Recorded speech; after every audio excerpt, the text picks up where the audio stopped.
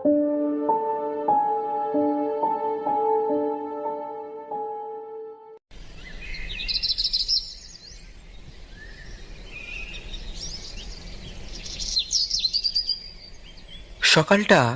বেশ স্নিগ্ধ, মনোরম। বাড়ির সামনের গোলাপ বাগানে দাঁড়িয়ে সলিসিটর ভবতোষ সান্যাল দেখলেন তার ড্রাইভার রঘুবীর গাড়ি নিয়ে এয়ারপোর্ট চলে গেল।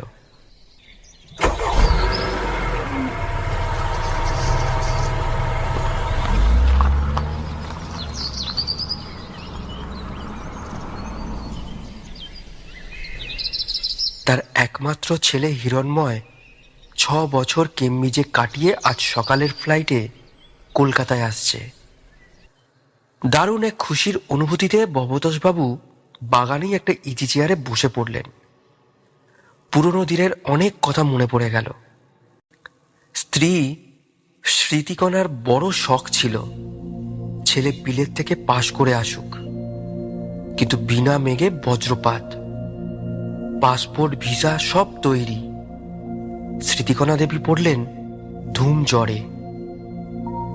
ভাগ্য বলে একেই। তড়ি ঘড়ি ছেলের বিয়ে দিয়ে পুত্রবধূর মুখ দেখার ঠিক 3 দিন পরে স্মৃতিকণা দেবী বরাবরের মতো চোখ বুঝলেন। আর তারও মাসখানেক পরে বিরাট একটা বোয়িং জেট সস্ত্রীক হিরণময়কে নিয়ে উড়ে গেল হিথ্রো এয়ারপোর্টের দিকে। রবিবারের সন্ধ্যাবেলাটা আমার সাধারণত কাটে মনোহর পুকুর রোডে সুখেন্দুর বাড়িতে। সেদিন বিকেলে গিয়ে দেখি সুখেন্দুর ড্রেসিং টেবিলের সামনে দাঁড়িয়ে চুল আঁচড়াচ্ছে। আমাকে দেখে উচ্ছ্বসিতভাবে বলে উঠল, জানিস, আমাদের হিরণময় আজ সকালেই লন্ডন থেকে ফিরেছে।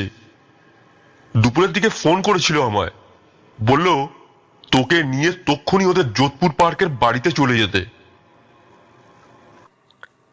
হিরণময় তো লিখেছিল কিছুদিন প্র্যাকটিস করে ফিরবে। আমিও তো সেরকমই জানতুম। ও বলল আর ভাল লাগছে না। তাছাড়া ওর বউ চিত্রাও আর চাইছে না বিদেশে পড়ে থাকতে। যোধপুর পার্কের অনেকখানি জায়গা জুড়ে ভবতোষবাবুর স্মৃতিকুঞ্জ। অবশ্য কুঞ্জ মোটেই নয়, বরং অট্টালিকা। জাফরি কাটা পাঁচিল দিয়ে ঘেরা বাগান, সামনে লোহার বাহারি গেট।